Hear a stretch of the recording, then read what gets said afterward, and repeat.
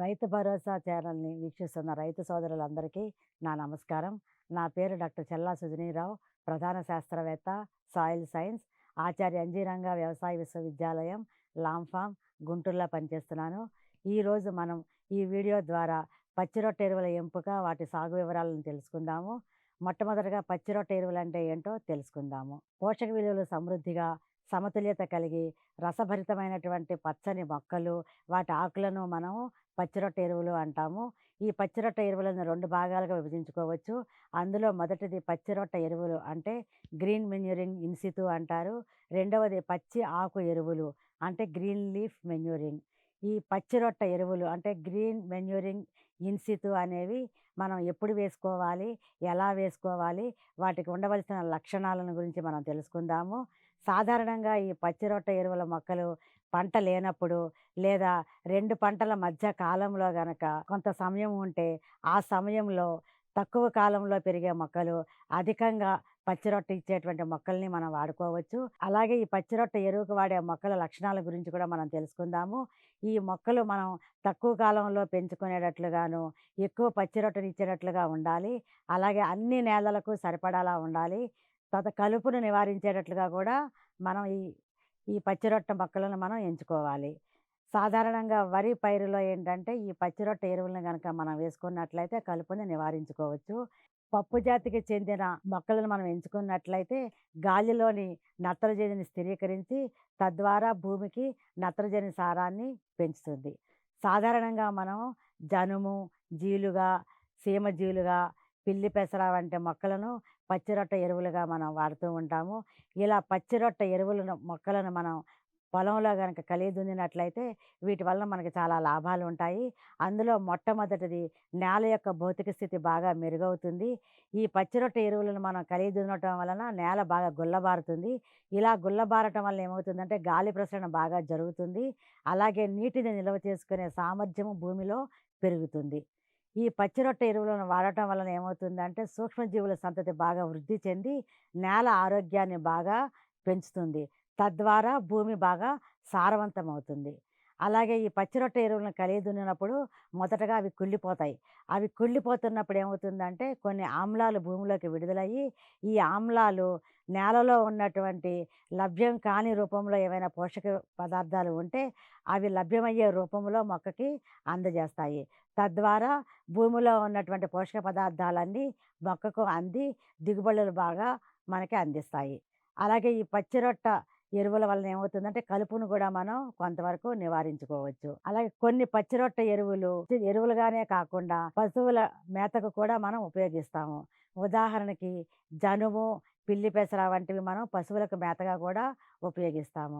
సూక్ష్మ పోషక పదార్థాలని చీలేట్ల రూపంలోకి మార్చి, ఆ సూక్ష్మ పోషక పదార్థాలను కూడా మొక్కకు అందేలా ఈ పచ్చిరొట్ట ఎరువులు మనకి ఉపయోగపడతాయి. అలాగే జీలుగా, సీమ జీలుగని మనం చౌడు భూముల్లో బాగా వాడుకోవచ్చు. జీలుగని, సీమ జీలుగని పచ్చిరొట్ట ఎరువులుగా చౌడు భూముల్లో గనక మనం వేసినట్లయితే చాలా వరకు చౌడుని మనం నివారించుకోవచ్చును. అలాగే ఈ పచ్చిరొట్ట ఎరువులు రసాయన ఎరువులను కూడా సమర్థవంతంగా పనిచేసేటట్లు చేస్తాయి. భాస్వరము, గంధకము వంటి పోషకాల లభ్యత కూడా గణనీయంగా పెరుగుతుంది.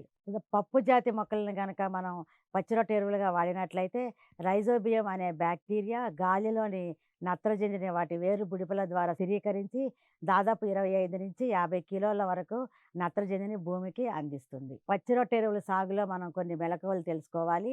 ముఖ్యంగా మొదటిది, ప్రధాన పంట కోసిన వెంటనే మిగిలిన తేమని సద్వినియోగపరిచేలా ఈ పచ్చిరొట్ట ఎరువుల మొక్కల విత్తనాన్ని మనం వేసుకోవాలి.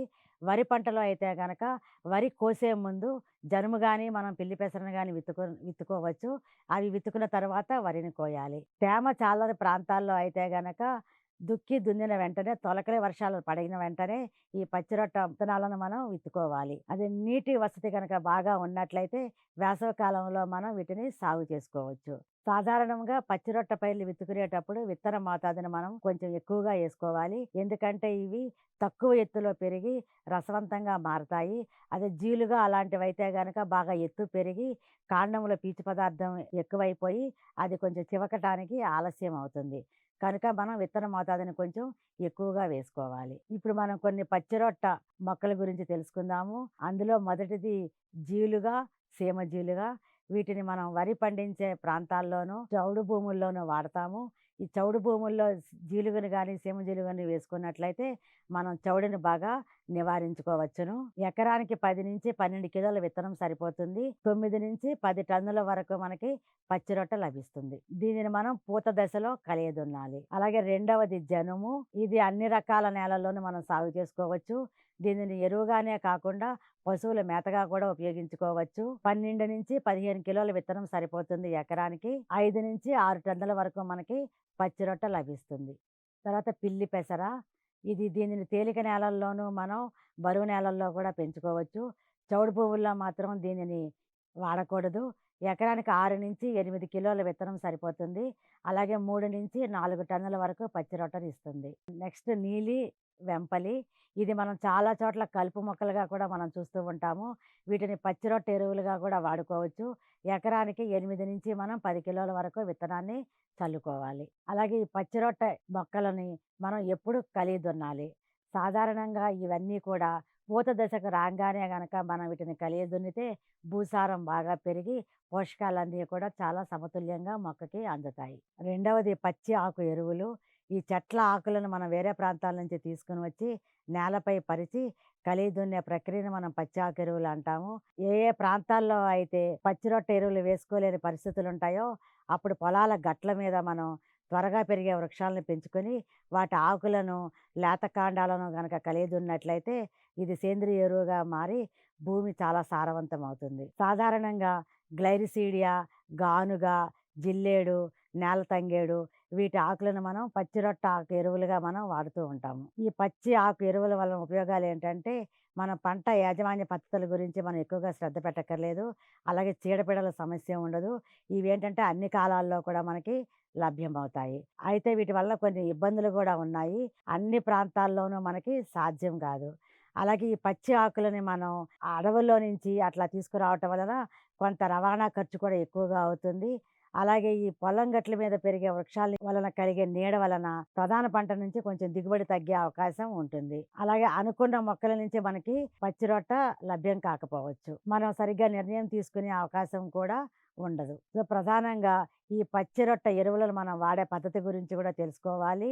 ఈ పచ్చి రొట్ట ఎరువులు ప్రధాన పంట విత్తుటకు 15-20 రోజుల ముందు మాత్రమే మనం కలియ దున్నాలి.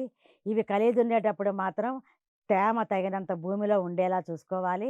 అలాగే కలియ దున్నేటప్పుడు సూపర్ ఫాస్ఫేట్‌ని గనక మనం వెదజల్లినట్లయితే కుళ్ళే ప్రక్రియ చాలా వేగవంతం అవుతుంది. ఈ పచ్చి రొట్ట ఎరువులు గానీ, పచ్చి ఆకు ఎరువులు గానీ పొలాల్లో వేసి మనం కలియ దున్నటం వలన భూమి చాలా సారవంతంగా మారుతుంది. అలాగే నేల చాలా ఆరోగ్యకరంగా ఉంటుంది. ఇన్ని ఉపయోగాలు ఉన్నటువంటి పచ్చి రొట్ట ఎరువులను వాడుకున్నట్లయితే తద్వారా భూసారాన్ని పెంచుకొని నేల యొక్క ఆరోగ్యాన్ని మనం కాపాడుకోవచ్చును. ఈ అవకాశం ఇచ్చినటువంటి ఆర్‌బీకే ఛానల్ వారికి నా ధన్యవాదాలు.